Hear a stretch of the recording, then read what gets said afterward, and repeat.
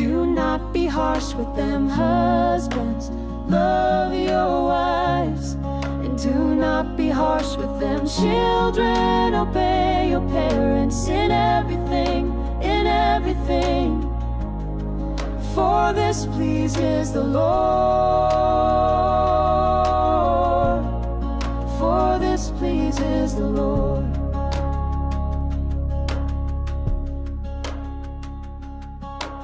Fathers, do not provoke your children, lest they become discouraged.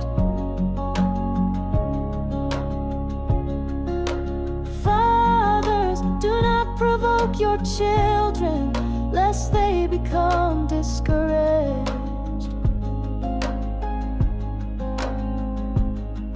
Bondservants,